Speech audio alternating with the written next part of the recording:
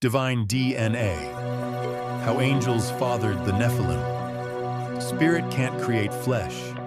Beings made of light can't father a race of giants, or can they? Ancient scripture tells of a forbidden time when celestial guardians abandoned their posts, procreated with human women, and corrupted the very blueprint of life. This union supposedly produced the Nephilim, a Hebrew word that can mean the fallen ones. And it begs the ultimate question: how could non-physical beings have the biological tools to create life? The answer might lie in a concept we can only really describe in modern terms: divine DNA. This is the story of how that sacred code was allegedly hijacked, and how it nearly wiped humanity off the face of the earth. Section 1. The Ancient Mystery. So where does this wild story even come from? Our investigation starts in the first few chapters of the Bible, with a couple of cryptic verses in Genesis that have fueled thousands of years of debate. Right before the story of Noah's Ark, the text says, "When man began to multiply on the face of the land, and daughters were born to them, the sons of God saw that the daughters of man were attractive, and they took as their wives any they chose." A few lines later it adds, "The Nephilim were on the earth in those days, and also afterward, when the sons of God went to the daughters of men and had children by them. They were the heroes of old, men of renown." Who exactly were these sons of God? And who were their children, the Nephilim? The Bible seems to draw a clear line between the sons of God and the daughters of men, suggesting two totally different groups. This has led to a few key interpretations. Some scholars argue the sons of God were just righteous men from the lineage of Seth, who married women from the less righteous line of Cain. Others suggest they were powerful human kings who started calling themselves gods and taking any woman they wanted. But one of the most ancient and debated interpretations, popular in early Jewish thought and with the first church fathers, identifies the sons of God as something else entirely: fallen angels. This view suggests a forbidden crossing of cosmic boundaries, and if it's true, it blows the door open to some huge questions. How can a spiritual being physically interact with a human? What kind of biological mechanism could possibly allow for children to be born from two fundamentally different natures? And what happened to the monstrous offspring of such an unholy union? Section 2. The Backstory, the Book of Enoch. To get the rest of the story, we have to look outside the traditional Bible at a text that was hugely influential in the ancient world: the Book of Enoch. While it's not in the biblical canon, it was found among the Dead Sea Scrolls and is even quoted in the New Testament. It's considered pseudepigraphal, meaning it was written much later, around 300 to 100 BC, and attributed to Noah's great-grandfather, Enoch. The book reads like a divine forensic report, filling in the shocking details that Genesis only hints at. Enoch tells of a specific class of angels called the Watchers. Their whole job was to watch over humanity, but things went horribly wrong. They became obsessed with the beauty of human women, and it wasn't just a fleeting thought. The book describes a full-blown conspiracy among 200 of these guardians. Led by a chief named Shemihaza, they all gathered on Mount Hermon and swore a binding oath to each other. They would go down, take human wives, and father children, no matter what the consequences. This was a mutiny. The Watchers didn't just abandon their posts. They taught humanity forbidden knowledge. One of their leaders, Azazel, taught men how to make swords and shields, the tools of war. He showed women how to use cosmetics and jewelry for seduction. Others taught sorcery, astrology, and secrets of the cosmos that humanity wasn't ready for. They basically unleashed chaos, altering the destiny of the world. This wasn't just a fall from grace, it was an intentional hijacking of the human story. Section 3. The Union, Exploring Divine DNA. The central paradox is still hanging there. How did this union physically happen? Angels are supposed to be spiritual beings. In the New Testament, Jesus even says that resurrected humans will be like the angels in heaven, who don't get married. This has led many to write off the whole idea as a myth. But the ancient texts give a chillingly direct explanation. The Book of Enoch says the Watchers could manifest physical bodies, appearing as men whenever they wanted.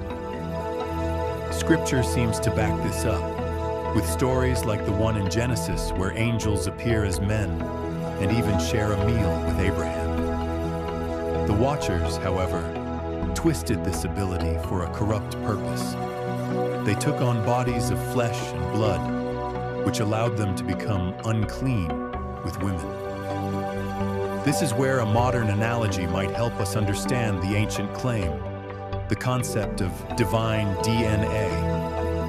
This isn't an ancient term, but a modern way to frame a bizarre idea. These beings, who knew the secrets of creation, didn't just put on a human costume. They supposedly took on human biology.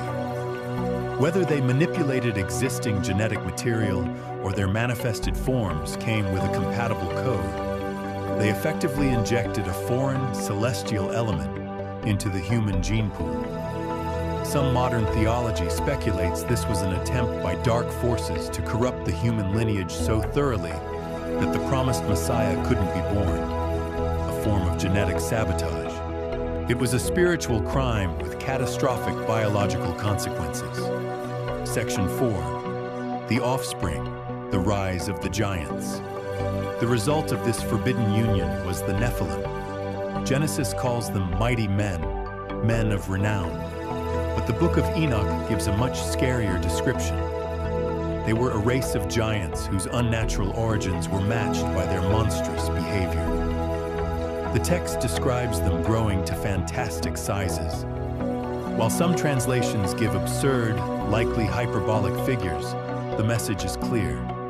They were unnaturally huge, and their appetites were just as massive. They started by devouring all the food and resources that humans worked to produce. When that wasn't enough, they turned on people themselves. The giants began to kill and eat human beings, unleashing a wave of violence and cannibalism. Later writings describe them as proud and aggressive, traits they may have inherited from their rebellious fathers. And the corruption didn't stop there. The texts claim the Watchers and their giant offspring also began to sin against birds, beasts, reptiles, and fish. Some have interpreted this as a horrifying campaign of genetic experimentation, creating hybrid monsters that further defiled the natural world. The wickedness on earth became so great that every intention of the thoughts of his heart was only evil continually. The world was spiraling into total depravity, all driven by these fallen hybrids. Section 5. The Judgment, Cleansing the Earth. The world was broken.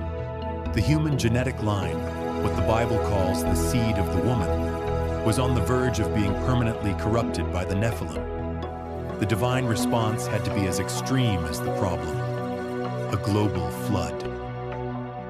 The flood isn't just a punishment for general human wickedness.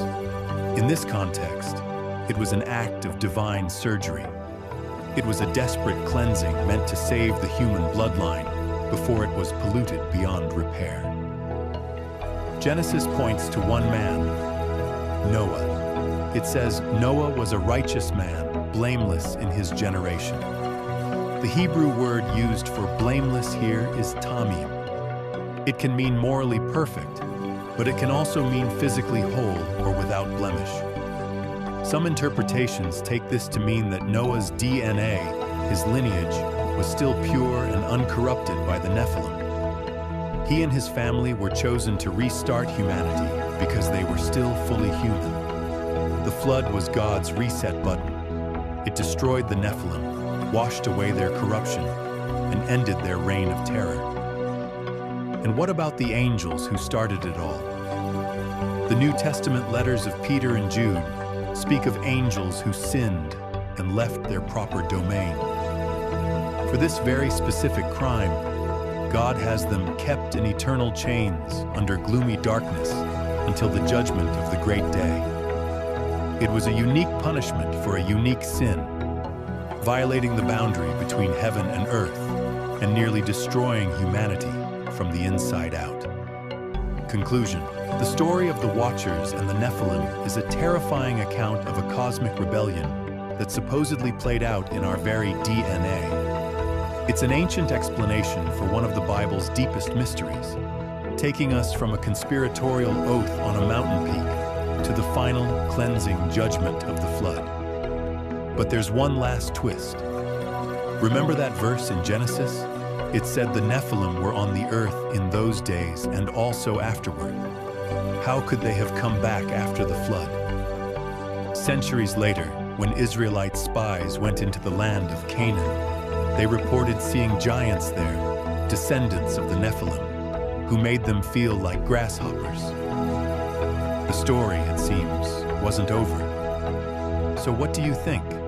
How could giants have reappeared after a world-ending flood? Drop your theories in the comments below. And if you want to keep digging into history's most fascinating mysteries, make sure you subscribe and hit the notification bell for our next investigation.